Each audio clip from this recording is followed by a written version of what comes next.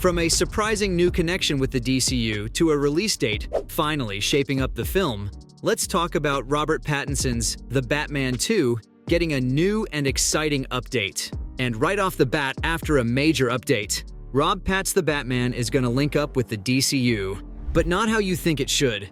Because even though fans are still asking for it, Pattinson is not James Gunn's Batman.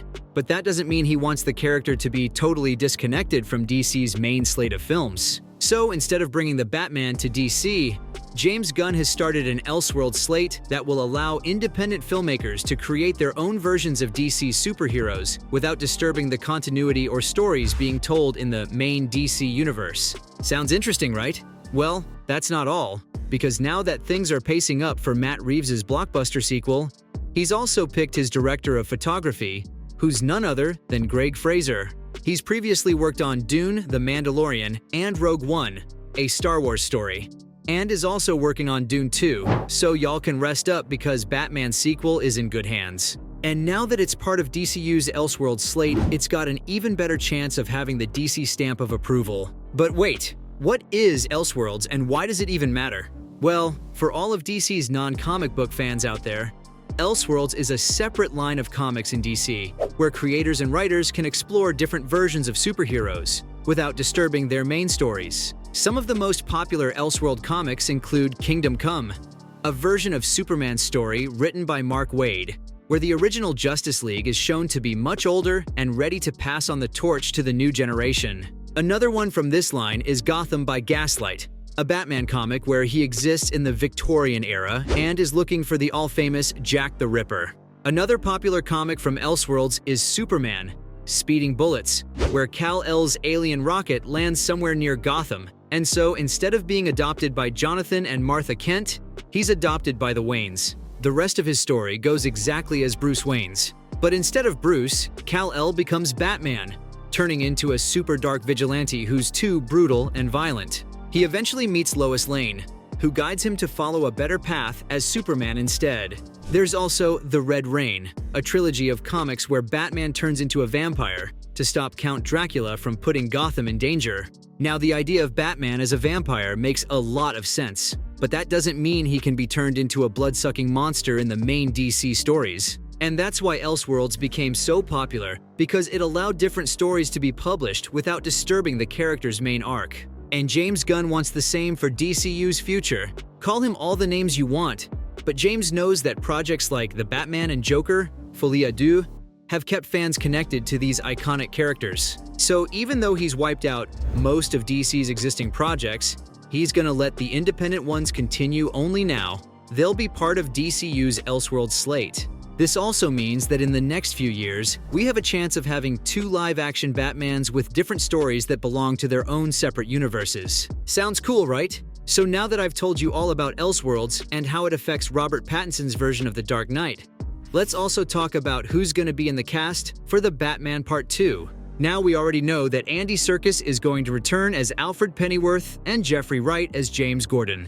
Whether Zoe Kravitz will be showing up as Catwoman is still a mystery, and so is Colin Farrell's Penguin. As for who's the villain of this movie, let's check out what fans have got to say about that. Matt Reeves using the Riddler in the first movie was a genius move because up until now, Batman's biggest live-action enemy has always been the Joker. Not that I'm complaining, because after seeing Jack Nicholson and Heath Ledger's brilliant performances, you can't deny that the Joker was the best choice for those projects. But after Jared Leto's performance, fans have collectively decided that we should just let Joaquin Phoenix fix Joker's reputation and let Batman fight a new villain in his movie.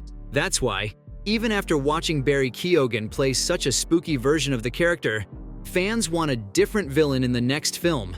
Their first pick is Mr. Freeze, a very iconic villain from the comics, who has appeared very less in live action. Another one's the Mad Hatter, who can totally send Batman into a tailspin, kind of like Scarecrow in Nolan's Batman Begins. But while fans have their theories, let's also talk about the rumors about Clayface being the Batman Part 2's new villain. This news isn't confirmed yet, but these rumors started when Mike Flanagan pitched a Clayface movie over at DC, as either an independent film in Gunn's DCU or as part of the Elseworlds slate. But soon after news came out that Clayface was already a big part of Matt's new movie, this started a whole other debate among fans, who still can't decide if this news is true.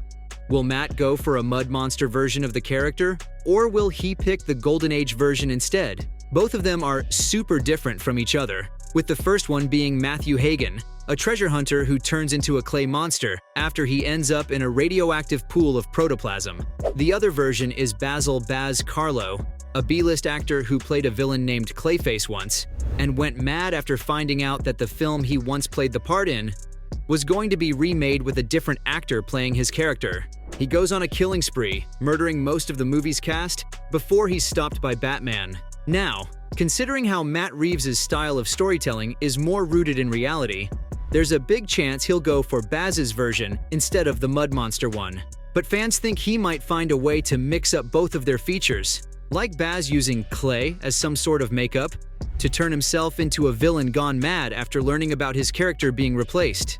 It's an interesting idea for sure, and even though I wouldn't have picked Clayface as the villain of the sequel, his existence ties in perfectly with the Batman Part 2's main theme, which is for Bruce Wayne to explore his identity as Batman and Bruce after the events of the first film. Matt Reeves has confirmed that this movie will focus a lot on Bruce's internal conflict of what his identity really is and how Batman fits into that.